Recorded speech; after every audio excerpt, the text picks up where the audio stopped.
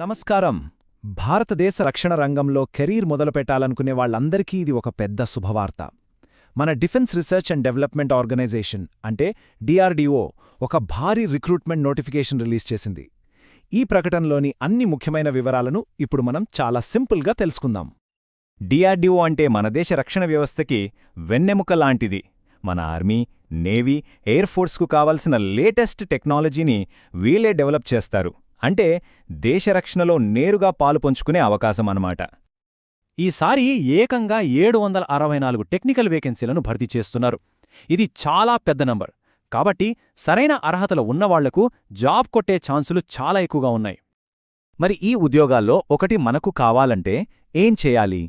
ఆ application process చూస్తే కొంచెం కష్టంగా అనిపించొచ్చు, కానీ కంగారు పడకండి. దాన్ని స్టెప్ బై స్టెప్ చాలా సింపుల్గా ఇప్పుడు మనం చూద్దాం. ఓకే, ఈ నోటిఫికేషన్లో మెయిన్గా 2 రకాల పోస్టులున్నాయి. ఒకటి సీనియర్ టెక్నికల్ అసిస్టెంట్ బి, షార్ట్గా STAB అంటారు. రెండోది టెక్నీషియన్ ఏ అంటే టెక్ ఏ. ఈ 2 పోస్టుల మధ్య తేడాలున్నాయి. STAB అనేది గ్రూప్ బి పోస్ట్. దీనికి పే లెవెల్ 6 జీతం ఉంటుంది. దీనికి BSc లేదా డిప్లొమా చదివుండాలి. ఇక టెట్ ఏ విషయానికొస్తే ఇది గ్రూప్ సి పోస్ట్. దీనికి పే లెవెల్ 2 జీతమొస్తుంది. దీనికి ITI సర్టిఫికేట్ ఉండాలి. ముఖ్యంగా డిప్లొమా ఇంకా BSc చదివిన వాళ్లకి ఇది భలే ఛాన్స్. ఎందుకంటే కేవలం సీనియర్ టెక్నికల్ అసిస్టెంట్ అంటే STAB పోస్టులకే 5611 వేకెన్సీలున్నాయి. ఈ స్టాట్ పోస్ట్లో కూడా కొన్ని బ్రాంచ్లకు ఎక్కువ డిమాండ్ ఉంది. అవేంటంటే కంప్యూటర్ సైన్స్, మెకానికల్ ఇంజనీరింగ్ ఇంకా ఎలక్ట్రానిక్స్. సో ఈ బ్రాంచుల్లో డిగ్రీ లేదా డిప్లొమా ఉన్నవాళ్లకు అవకాశాలు ఇంకా మెరుగ్గా ఉన్నట్టే. ఇక ITI సర్టిఫికేట్ ఉన్న అభ్యర్థుల విషయానికొస్తే టెక్నీషియన్ అంటే టీచ్ ఏ పోస్టుల కింద మొత్తం 203 ఖాళీలను ప్రకటించారు. టెక్ ఏ పోస్టులకు అప్లై చేసేవాళ్లు ముఖ్యంగా ఈ 3 ట్రేడ్లపై దృష్టి పెట్టాలి: కోపా, ఎలక్ట్రానిక్స్ మరియు ఎలక్ట్రీషియన్. ఎందుకంటే ఎక్కువ వేకెన్సీలు ఈ ట్రేడ్లలోనే ఉన్నాయి. సరే, పోస్టుల గురించి తెలిసింది కదా, కానీ అసలు వీటికి అప్లై చెయ్యాలంటే ఉండాల్సిన అర్హతలు ఏంటి? ఆ డీటెయిల్స్ ఇప్పుడు చూద్దాం. ఇక్కడ వయసు చాలా ముఖ్యం. జనవరి 1, 2026 అనేది కట్ ఆఫ్ డేట్.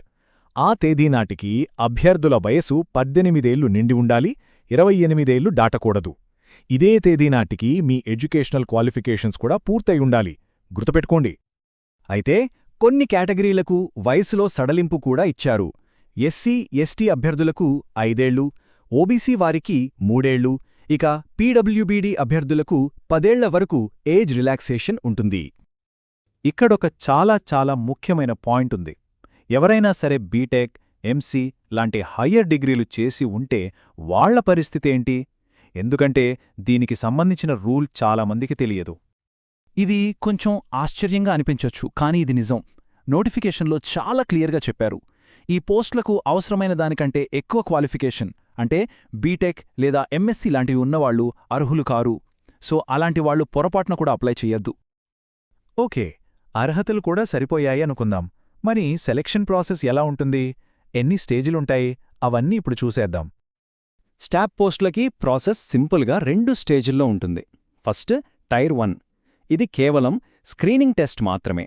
దాంట్లో క్వాలిఫై అయితే ఇక ఫైనల్ సెలెక్షన్ కోసం టైర్ 2 టెస్ట్ ఉంటుంది. అదే టిక్కే పోస్టులకొస్తే ఇక్కడ 3 స్టేజులుంటాయి. Tier 1 screening, tier 2 short listing. ఇక్కడి వరకు ఒకేలా ఉంటుంది. కానీ ఫైనల్గా ఒక ట్రేడ్ టెస్ట్ ఉంటుంది. ఇది కేవలం క్వాలిఫై అయితే చాలు. దీని మార్కులు ఫైనల్ లిస్ట్లో కలపరు. ఈ 2 పోస్టులకి టైర్ 1 ఎగ్జామ్ ఒకేలా ఉంటుంది. ఇందులో general science, English, quantitative aptitude ఇంకా రీజనింగ్ లాంటి సబ్జెక్ట్స్ ఉంటాయి. మొత్తం 150 ప్రశ్నలు, టైమేమో 120 నిమిషాలు. ఇంకో చాలా ఇంపార్టెంట్ విషయం, నెగటివ్ మార్కింగ్.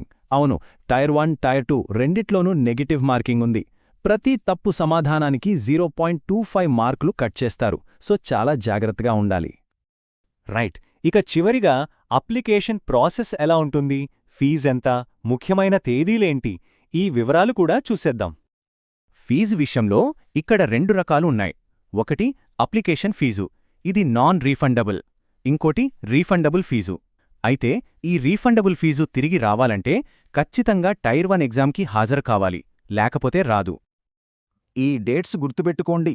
అప్లికేషన్లు డిసెంబర్ 11, 2025న మొదలవుతాయి. చివరి తేదీ జనవరి 1, 2026.